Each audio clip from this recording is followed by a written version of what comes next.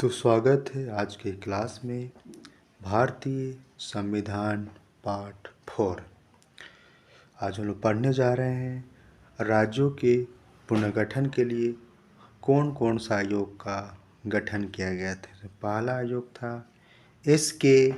धर आयोग जो 1948 में गठित हुआ था, जिसके अध्यक्ष थे न्यायमूर्ति एस.के. धर। दूसरा आयोग था जे.बी.पी. आयोग जो 1951 में बना था। इसके सदस्य थे पंडित जवाहरलाल नेहरू, सरदार पटेल, पट्टाभी, सीतारमैया। तीसरा आयोग था राज्य पुनर्गठन आयोग जो कि 1953 में गठित हुआ था। फजल अली, H.N. कुंजरू एवं K.M. पनिकर। इसमें अगला हेडिंग है राज्यों का पुनर्गठन। स्वतंत्रता मिलने के बाद रियासतों और ब्रिटिश शासित भारतीय रियासतों का विलय कर दिया। आंध्र प्रदेश के भाषाई आधार पर गठन के बाद, मतलब आंध्र प्रदेश को भाषा के आधार पर राज्य गठित कर दिया। उसके बाद दिसंबर 1953 को फजल अली की अध्यक्षता में नए राज्यों के गठन के बारे में एक आयोग का गठन किया गया। बाद में फजल अली आयोग की सिफारिश ने राज्य पुनर्गठन अधिनियम 1956 लागू किया, जिसमें 14 राज्य और 6 संघ शासित प्रदेश का निर्माण हुआ। अगला टॉपिक हम लोग पढ़ेंगे कि 1950 के बाद कौन कौन सा राज्य बनाए गए और उनके नाम में परिवर्तन हुए। इसे पहला राज्य है आंध्र प्रदेश।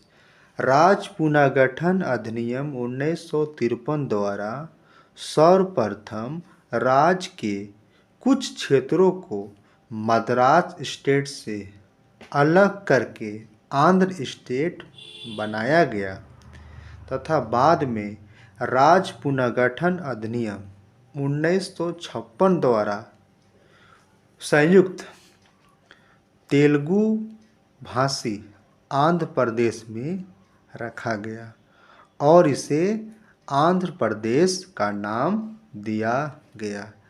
दूसरा राज्य है केरल। राज्य पुनर्गठन आयोग 1956 के द्वारा ट्रावणकोर कोचीन के स्थान पर केरल राज्य का निर्माण किया गया या बनाया गया। अगला है कर्नाटक राज्य। राज्य पुनर्गठन अधिनियम 1956 द्वारा मैसूर राज्य बनाया गया, जिसका नाम मैसूर राज्य ये नाम में परिवर्तन किया गया था। इसके बाद अगला राज्य है गुजरात और महाराष्ट्र। मुंबई पुनर्गठन अधिनियम 1960 के द्वारा मुंबई राज्य को गुजरात और महाराष्ट्र में विभाजित किया गया। यहाँ ध्यान देने वाली बात है कि दोनों को भाषा के आधार पर किया गया। मराठी वाला को महाराष्ट्र में रखा गया और गुजराती वाला को गुजरात में रखा गया। अगला राज्य नागालैंड। असम से नागा हिल्स त्यूनसांग क्षेत्र को निकालकर नागालैंड राज्य अधिनियम 1962 द्वारा नागालैंड एक अलग राज्य बन गया। अगला राज्य है हरियाणा। पंजाब पुनर्गठन अधिनियम 1966 द्वारा पंजाब का एक भाग काटकर हरियाणा जो कि 17वां राज्य बना। अगला राज्य है तमिलनाडु। मद्रास राज्य जिसमें नाम में परिवर्तन हुआ, अब इसका नाम तमिलनाडु है। मद्रास राज्य अधिनियम 1968 द्वारा मद्रास का नाम परिवर्तित होकर तमिलनाडु हो गया। अगला राज्य है हिमाचल प्रदेश। सबसे पहले राज्य का दर्जा देने वाला संघ राज्य क्षेत्र हिमाचल प्रदेश है। ये 18वां राज्य है जिसे हिमाचल प्रदेश अधिनियम 1970 द्वारा राज्य का दर्जा दिया गया। अगला स्टेट है मणिपुर और त्रिपुरा। मणिपुर और त्रिपुरा पूर्वोत्तर क्षेत्र पुनर्गठन अधिनियम 1971 द्वारा संघ राज्य क्षेत्र की स्थिति से राज्य बना दिया गया। अगला स्टेट है मेघालय। पहले मेघालय असम के अंदर ही एक उपराज्य था। इसी में स्वायत्त राज्य 23वें संशोधन अधिनियम 1969 द्वारा बनाया गया। बाद में पूर्वोत्तर क्षेत्र अधिनियम द्वारा इसे पूर्ण राज्य जो कि 21वां राज्य बना उसको दर्जा दिया गया। आगे बढ़ते हैं। अगला राज्य है लक्षद्वीप। लक्षद्वीप, मिनिकॉय और अमीन देवी द्वीप समूह का नाम लक्षद्वीप, मिनिकॉय और अमीन देवी द्वीप समूह दिया गया। अभी के समय उसका नाम लक्षद्वीप दिया गया जो कि अधिनियम 1973 द्वारा परिवर्तित किया गया। इसकी राजधानी कावारत्ती है। लक्षद्वीप की राजधानी कावारत्ती है। अगला राज्य है सिक्किम। 35वें संविधान संशोधन द्वारा संयुक्त राज्य का दर्जा और 36वें संशोधन 1975 द्वारा 22वें राज्य का दर्जा सिक्किम को दिया गया। अगला है मिजोरम। मिजोरम राज्य अधिनियम 1986 द्वारा मिजोरम को 23वें राज्य का दर्जा दिया गया। अगला स्टेट है अरुणाचल प्रदेश। अरुणाचल प्रदेश अधिनियम 1986 द्वारा 24वें राज्य का दर्जा दिया गया। अगला है गोवा जिसकी राजधानी पणजी है। गोवा, दमन, दीव पुनर्गठन अधिनियम 1987 द्वारा गोवा को 25वें राज्य का दर्जा दिया गया तथा दमन तथा दीव इसमें दमन को राजधानी बनाया को संघ राज्य क्षेत्र बनाया गया। उत्तराखंड, झारखंड और छत्तीसगढ़, उत्तर प्रदेश, बिहार और मध्य प्रदेश पुनर्गठन अधिनियम द्वारा उत्तराखंड, झारखंड एवं छत्तीसगढ़ राज्य का गठन किया गया। से ध्यान देने वाली बात ये है कि इसमें उत्तराखंड से निकलकर उत्तर प्रदेश बना, बिहार से निकलकर झारखंड बना और फिर मध्य प्रदेश बना। आंध्र प्रदेश राज्य पुनर्गठन अधिनियम 2014 तेलंगाना विधेयक के माध्यम से आंध्र प्रदेश को दो भागों आंध्र प्रदेश और तेलंगाना में विभाजित किया गया है। इसमें पहला पॉइंट है 2 जून 2014 को भारत का 29वां राज्य तेलंगाना को बनाया गया जिससे आंध्र प्रदेश को विभाजित करके मतलब अलग करके बनाया गया।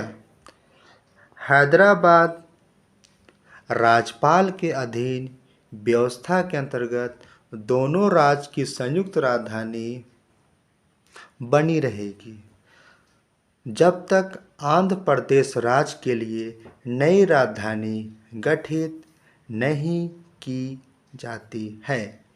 विधेयक में दोनों राज्यों के मध्य, दोनों राज्यों के बीच में सीमा विभाजन, देयता, संसाधनों का वितरण, साथ ही हैदराबाद की स्थिति आदि को स्पष्ट किया गया है। अब बात करते हैं कब कब नाम में परिवर्तित किया गया है। 1950 में पूर्वी पंजाब से पंजाब, बाद में हिमाचल और हरियाणा अलग हुए। 1950 यूनाइटेड प्रोविंस से उत्तर प्रदेश, 1956 में हैदराबाद से आंध्र प्रदेश, 1956 में त्रावणकोर कोचीन से केरल, 1959 में मध्य भारत से मध्य प्रदेश और 1969 में मद्रास स्टेट से तमिलनाडु। 1973 में मैसूर से कर्नाटक बना। 1973 में लक्षद्वीप, मिनिकॉय और अमन द्वीप से लक्षद्वीप का निर्माण हुआ। 2006 में पौंडीचेरी से पुडुचेरी का निर्माण हुआ। 2007 में उत्तरांचल से उत्तराखंड का निर्माण हुआ। उसी प्रकार उड़ीसा से उड़ीसा का निर्माण हुआ। इसमें कुछ बात कर लेते हैं जम्मू कश्मीर के बारे में। भारतीय संविधान जम्मू कश्मीर को अनुच्छेद 370 के अंतर्गत विशेष दर्जा प्रदान करता है। भारतीय संविधान का अनुच्छेद 1 जम्मू और कश्मीर को भारतीय क्षेत्र के एक भाग के रूप में 15वां राज्य निर्दिष्ट करता है। अनुच्छेद 370 के अनुसार संघ और समवर्ती सूचियों में संसद की राज्यों के लिए कानून बनाने की शक्तियाँ उन मामलों में सीमित रहेगी। ये सारी बातें जम्मू कश्मीर के रिलेटेड है। राज्य द्वारा निर्मित एक संविधान सभा द्वारा जम्मू और कश्मीर के लिए एक अलग संविधान का निर्माण किया गया है, जो 26 जनवरी 1957 से अस्तित्व में आया है। जम्मू कश्मीर के बारे में बात कर लेते हैं कुछ विशेष प्रावधान के बारे में। से पहला प्रावधान है, जब 26 जनवरी 1950 को भारत का संविधान परिवर्तित किया गया, तब जम्मू कश्मीर को संविधान की प्रथम अनुसूची के ख राज्यों के वर्ग में मिलाया गया या शामिल किया गया और संविधान के अनुच्छेद 370 के अधीन उसे विशेष राज्य का दर्जा प्रदान किया गया। अनुच्छेद 70 में क्या प्रावधान है, चलिए बात कर लेते हैं। पहला प्रावधान है इसमें है कि जम्मू कश्मीर भारत के राज्य क्षेत्र का भाग होगा, मतलब जम्मू कश्मीर जो होगा भारत का एक भाग है। दूसरा, भारतीय संविधान का कौन सा भाग जम्मू कश्मीर पर लागू होगा, इसका निर्णय राष्ट्रपति, भारत का राष्ट्रपति राज्य सरकार के परामर्श से करेंगे। अगला प्रावधान है, राज्य पर संसद का विधायी प्राधिकार संघ और समवर्ती सूची के उन्हीं मदों तक सीमित रहेगा जो विलय पत्र में निर्दिष्ट है। लास्ट पॉइंट, राष्ट्रपति राज्य की संविधान सभा की सिफारिश पर अनुच्छेद 370 को समाप्त कर सकता है या इसमें बदलाव या संशोधन कर सकता है। Thank you.